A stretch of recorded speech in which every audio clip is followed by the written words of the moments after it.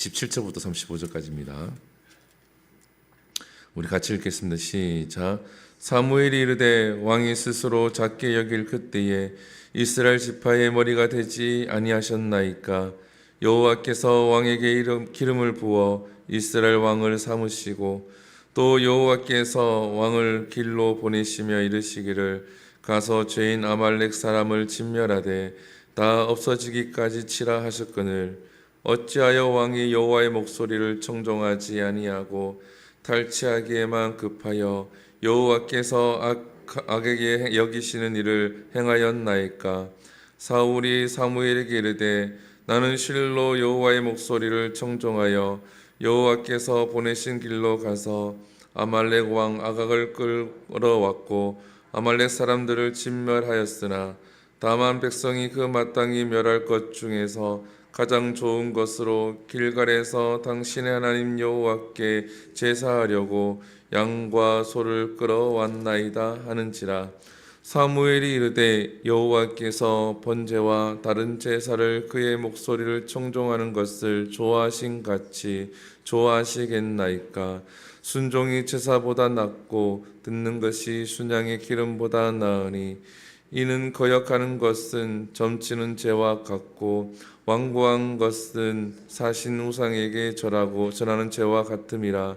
왕이 여호와의 말씀을 버렸으므로 여호와께서도 왕을 버려 왕이 되지 못하게 하셨나이다 하니 사울이 사무엘에게 이르되 내가 범죄하였나이다. 내가 여호와의 명령과 당신의 말씀을 어긴 것은 내가 백성을 두려워하여 그들의 말을 청종하였음이니이다.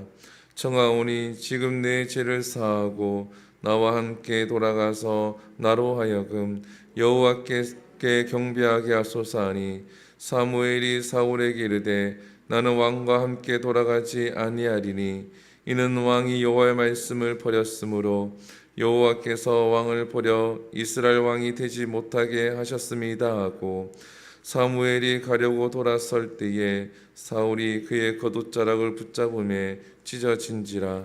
사무엘이 그에게 이르되 여호와께서 오늘 이스라엘 나라를 왕에게서 떼어 왕보다 나은 왕의 이웃에게 주셨나이다. 이스라엘의 지존자는 거짓이나 변개함이 없으시니 그는 사람이 아니시므로 결코 변개하지 않으심이니이다 하니 사울이 이르되 내가 범죄하였을지라도 이제 청하옵나니 내 백성의 장로들 앞과 이스라엘 앞에서 나를 높이사 나와 함께 돌아가서 내가 당신의 하나님 여호와께 경배하게 하소서 하더라. 이에 사무엘이 돌이켜 사울을 따라가매 사울이 여호와께 경배하니라. 사무엘이 이르되 너희는 아말렉의 왕 아각을 내게로 끌어오라 하였더니 아각이 즐거이 오며 이르되 진실로 사망이 괴로움이 지났도다 하니라. 사무엘이 이르되 내 칼이 여인들에게 자식이 없게 한 것 같이 여인 중 내 어미에게 자식이 없으리라 하고 그가 길갈에서 여호와 앞에서 아각을 찍어 쪼개니라. 이에 사무엘은 라마로 가고 사울은 사울 기브와 자기 집으로 올라가니라. 사무엘이 죽는 날까지 사울을 다시 가서 보지 아니하였으니 이는 그가 사울을 위하여 슬퍼함이었고 여호와께서는 사울을 이스라엘 왕으로 삼으신 것을 후회하셨더라. 아멘. 할렐루야. 오늘 본문은 이제 하나님께서 사울 왕을 버리신 것에 대해서 말씀을 하고 있습니다. 오늘 본문에 보게 되어지면 사무엘이 사울 왕에게 하나님께서 당신을 버렸다라고 말씀을 하죠. 그럼에도 불구하고 사울 왕은 내가 하나님 말씀을 청종했다라고 이야기를 합니다. 근데 사무엘은 또 한 번 더 이야기하죠. 아닙니다. 당신은 하나님 말씀을 청종하지 아니했고 순종하지 아니했다라고 이야기합니다. 그리고 하나님께서 당신을 버렸다라고 이야기를 하죠. 그러면 우리가 여기서 한번 좀 다시 생각하고 우리가 이 메시지를 통하여서 무엇을 깨달아야 합니까? 사울 왕이 왜 이렇게 되었는가라는 겁니다. 하나님께서 사울을 왕으로 세울 때는 거기에 합당했기 때문에 사울을 왕으로 세웠다라는 겁니다. 아무런 이유 없이 하나님께서 사울을 왕으로 세우신 것은 아닙니다. 사울을 왕으로 세울 때는 그가 분명히 하나님이 말씀하시는 그러한 조건에 부합했기 때문에 하나님께서 사울을 왕으로 세우셨다라는 거죠. 어떤 모습입니까? 오늘 본문에 보게 되었지만 그 이야기가 잘 나오고 있습니다. 오늘 본문에 보게 되어지면 15장에 보게 되어지면은 나와 있죠. 17절입니다. 사무엘이 이르되 왕이 스스로 작게 여길 그때에 라고 되어져 있죠. 사울이 자기 스스로를 작게 여길 때에, 겸손할 때에 하나님께서 사울을 왕으로 세웠다라는 겁니다. 그러면 우리가 바꾸고 얘기하면 우리가 늘 하나님 앞에서 겸손함을 유지하기 위해 애를 써야 한다라는 거죠. 겸손한 것을 유지하기 위해서 방해되는 것이 무엇입니까? 오늘 본문에서는 사울 왕이 권력을 가졌다라는 거죠. 왕이 되고 난 다음에 사울 왕이 변하게 되어졌다라는 겁니다. 그래서 이 겸손함을 유지하기 위해서는 하나님이 내게 베풀어 주신 그 은혜를 계속해서 세어보아야 한다라는 거죠. 특히나 내게 아무런 일이 없고 평안할 때에, 다른 사람이 고난을 당하고 다른 사람이 환난을 당하는 것보다 내가 조금 더 평안할 때에 하나님이 내게 베풀어 주신 그 은혜를 세어보는 신앙생활을 해야 한다라는 거죠. 하루가 끝날 때에, 하루를 시작할 때에, 아니면 내게 즐거운 일이 있을 때에 모든 것을 하나님께 영광을 돌리고 하나님이 내게 베풀어 주신 것임을 우리가 기억하고 돌아보아야 한다라는 겁니다. 그래야 내가 잘해서 나의 공로가 아닌 하나님의 공로로 내가 여기까지 왔구나, 내가 누리고 있구나를 생각하게 되어지고 하나님 앞에 겸손하게 된다라는 겁니다. 이 사울 왕은 왕이 되고 난 다음에 그것을 망각하게 되어지죠. 왜 그렇습니까? 블레셋과의 전투에서는 그 전투에서 지면은 자기의 자리가 위태로워질 것 같으니까 자기가 사무엘 대신 먼저 제사를 드립니다. 오늘 본문에서는 하나님께서 아말렉을 진멸하라 그랬는데 사울 왕이 아말렉에 있는 양과 소를 데리고 오죠. 그 이유를 뭐라고 얘기합니까? 21절에 보게 되어지면 이렇게 기억하고 있죠. 다만 백성이 그 마땅히 멸할 것 중에서 가장 좋은 것으로 길갈에서 당신의 하나님 여호와께 제사하려고 양과 소를 끌어왔나이다 하더라.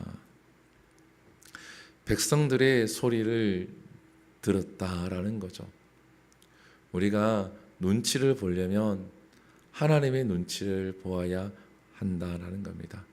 사람의 눈치를 너무 신경 쓰기보다 하나님을 더 신경 써야 한다라는 거죠. 근데 우리는 사람과 엮여서 살아가다 보니까 다른 사람의 생각과 말을 무시할 수가 없죠. 그러나 우리가 더 중요하게 생각해야 될 것은 하나님의 말씀이다라는 겁니다. 근데 이 사울 왕은 하나님 말씀보다 백성의 눈치를 보다 보니 하나님 말씀에 순종하는 것을 하지 못하고 하나님 말씀을 거역하고 불순종하게 된다라는 겁니다.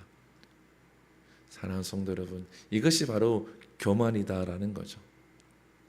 하나님보다 다른 것을 더 선택했기 때문에.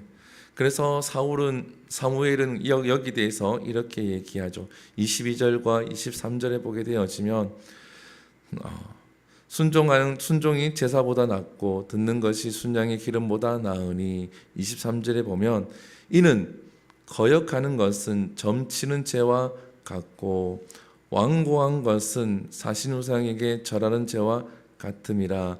왕이 여호와의 말씀을 버렸으므로 여호와께서도 왕을 버려 왕이 되지 못하게 하셨나이다 하니.